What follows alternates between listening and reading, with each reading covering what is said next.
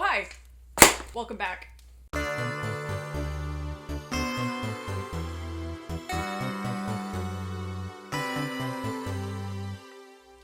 Now let's return to the story at hand.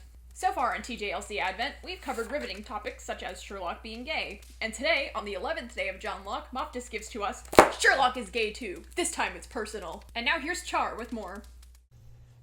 For the whole video? Hello. It's Char here. This isn't going to be distracting at all. Okay, maybe not.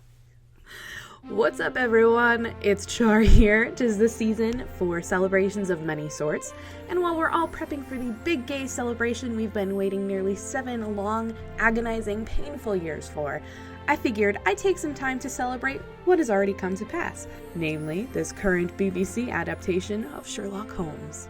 One of the things I love most about this new version of Sherlock is that we've been shown the vulnerabilities and nuances of Sherlock's personality that might not have been as predominantly featured in the past. I think it's safe to say that this adaptation brings us the most rich development of Sherlock Holmes as a person, taking us literally inside his head. Thank you, Tab. And I've loved the journey we've had so far and everything we've been taught about this character.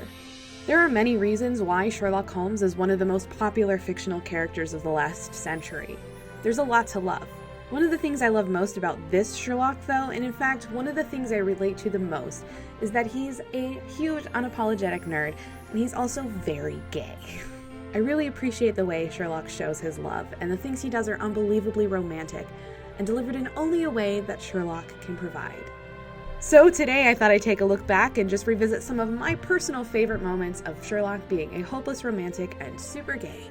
And as someone once said, of course there's hours of material here, but I've cut it down to the really good bits. Let's start out with this little gem from The Great Game.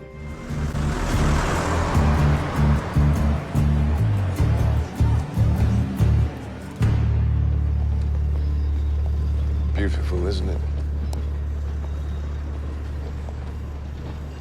I thought you didn't care about things like that. Doesn't mean I can't appreciate it. I may be biased, but this is one of my all-time favorite moments in the entire series. Just the mere fact that John and Sherlock have already walked down the London streets together, gazing at the stars and remarking on their beauty, is something that I will treasure forever. So thank you, Moftus, for this gift to me personally.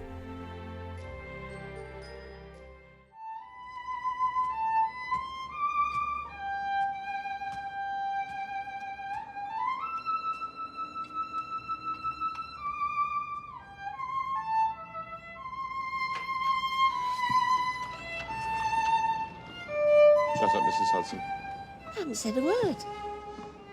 You're formulating a question. It's physically painful watching you think. I thought it was you playing. It was me playing. I am composing. You were dancing.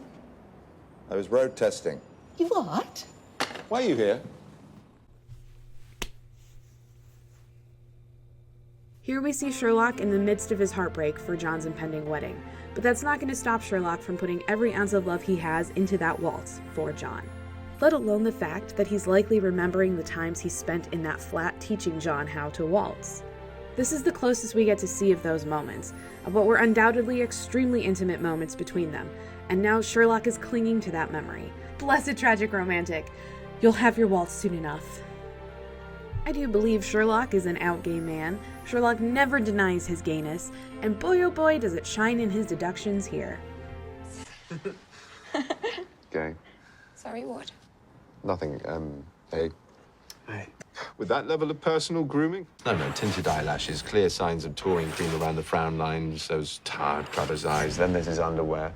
His underwear? Visible above the waistline, very visible, very particular brand. I love the writing of the show for making it a point repeatedly that Sherlock is very aware of the habits of gay men, and that his awareness is critical to everything else that happens in the show. These deductions further confirm many other queer readings in the show. Anyway, long story short, Sherlock sees the gay because he's the gay. Next. They're pretty good. Just hold your nerve on your tongue. Why do we have to rehearse? Because we are about to dance together in public, and your skills are appalling. I'll let you learn something, Janine. Go on, then. I love dancing. I've always loved it. Seriously? Watch out.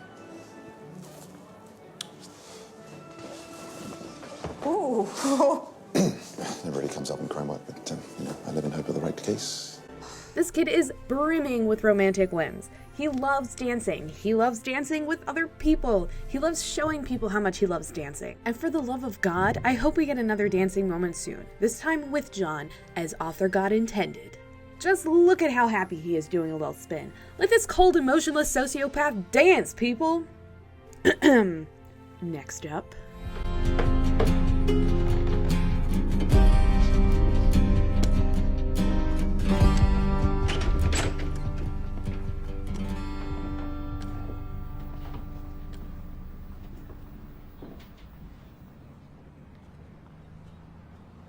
Well, this could be very nice.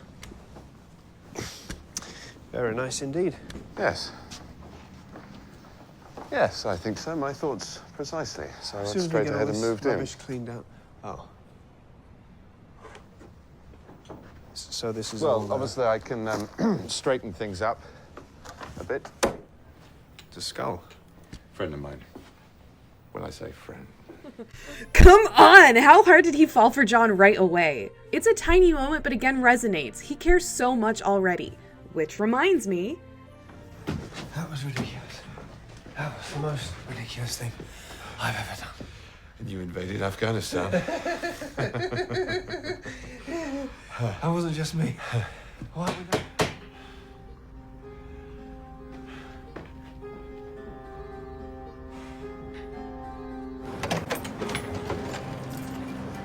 Sherlock texted me. He said you forgot this.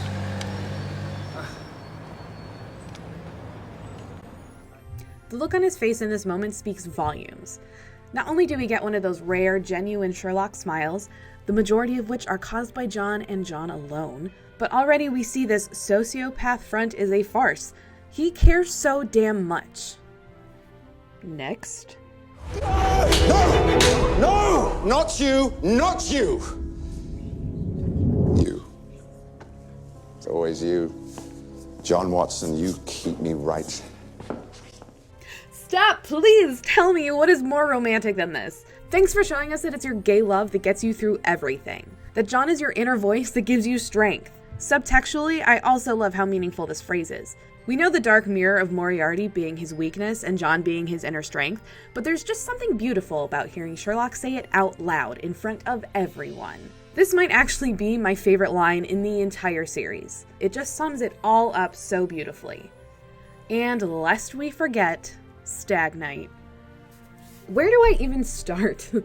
I had originally planned to make this entire video about Stag Night, but then I had found too many other romantic Sherlock moments that I wanted to use, but I'll give it its due time here.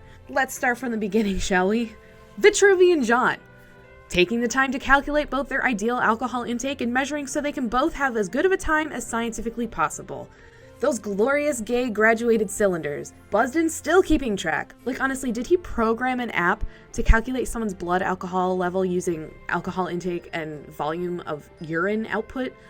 That's, like, actually really practical. Like, I kind of think I want this app.